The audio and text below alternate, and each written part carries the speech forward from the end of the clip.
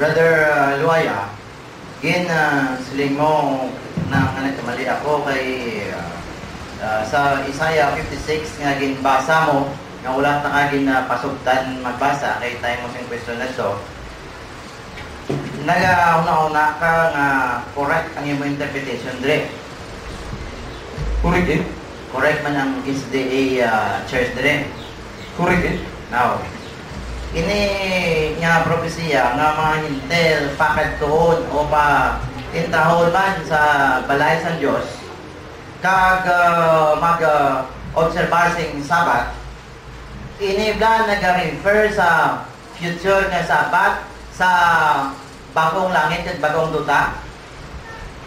Hindi o wala lagi nambal nga nag-refer sa bagong langit at bagong duta. Wala ko sang gin-represent nga ang ini nga teksto para sa bagong langit at bagong duta. Ini bla nag-refer sa observance after the resurrection of Christ. Wala ko presentation kag wala dira nga mabasa. So, silikon para lang sa Old Testament. Nga ginapilit mo gid nga pagka akseptahon ni sing Kristiyano kay para man lang sa Old Testament. Para nga ni sa inyo sa Old Testament nga ni pwede ang mahintil. Ariyo. So wala talabot sa Old Testament pwede nga ni labi na sa inyo. Kung sa New Testament ni Pastor Luaya o Brother Luaya nga bigin siling diri sa verse 7 there here ulong ano nga verse 7 verse 7 verse 7 sa Isaiah 56. Okay, kay sila mo para man sa New Testament no kung para ini sa New Testament ang question ko nga siling nga break dre nga ang ila sinunog ng mga halad kag mga sakripisyo nga nag-refer sa sinunog nga halad sa Old Testament nga aking mentionan dre kung para man sa New Testament. Ariyo. Tapos na siya? Okay. So, ari ang sabat dira. Wala, di ko concern about sa sining mga sacrifices. Ang akong naging present diri, ang Sabbath commandment para sa mga hintil. Pero kaya quote man niya ang Isaiah 56, 6 to 7 mo? Gin-quote mo ang Sabbath? Pero, boss, rin ko laktawan mo lang niya ang mga sinulog na halad at mga sakripisyo. Gin-quote ko nga ni para makabalo ang tanan nga sa Old Testament ang mga hintil pwede magkit. So sa Old Testament na naya, hindi ka liya pwede sa New Testament? Wala akong ginhambal nga di pwede, kaya pwede ko basahon sa iyo nga sa New Testament pwede kit. Pwede kit. Boss, silikon nga pwede ang Sabadista sa mga maghalan sing sinunog ng mga sabat kag mga kanding kag karnero. Kasi mo pwede sa New Testament na Gawin mo kamo sila sinunog nga kanding, sinunog nga baka, sinunog nga karnero. Napaman ko tumuya sa mga sinunog niya. Sige, niya. para sa New Testament din, di ba? Silimok para sa New Testament din, di ba?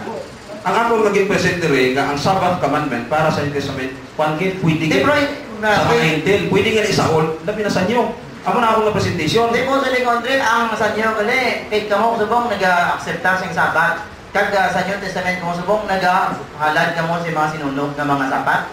Kasi wala kang nabasa na sa New Testament na natapos na ang halad-halad sa Sabat. Titingala ko galing nga natapos. Ang tawag ikaw mo nagyapon ng Isaiah 56. Ang paghalad natapos pero ang Sabat wala. Kasama ko sa imo nga nabilin pa. May nabilin pa nga Sabat para sa katawan sa Diyos. Sa imo. Question. Next na question. Okay. Sa Old Testament lang, may ginpanagna nga ang Sabado pag pauntaton. Hindi, Ang gintagna dira ang Sabado, hindi iya sa Ginoo. Hindi iya sa Ginoo. Nga hindi iya sa Ginoo. Hindi ipauntaton mo ang Ginoo. Iya sa Ginoo niya, hindi pauntaton mo. Kapilin nga ni. Ano ang iya sa Ginoo yang Sabado? Ikapito nga daw.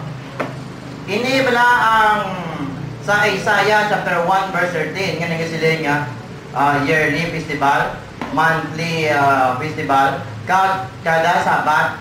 Wala ba nang include sa Sabado nga weekly? Kasi wala ka nila sa Ginoo.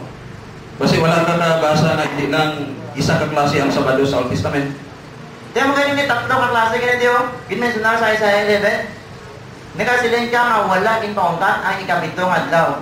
Paano mo na ma-explica ang Isaiah 1:13 nga pagapauntaton sa Dios ang iya mga Sabado nga yearly ang iya nga newmon, nga mga sabat, kag ang iya mga weekly nga sabat. Sino na, okay. Nag-sopa ka niya sa Biblia, hindi? Wala ko nagsupa kayo tinaharap sa Bible, pero ari o, Kaya nang po silingon sa masabat pa ko sa imo. Ano ba lang pauntat tira ang iya o pag iya sa Ginoo? Excuse me. It's time for you to answer. It's time for him to answer. Oh. Please, rephrase your question so that he can have his answer.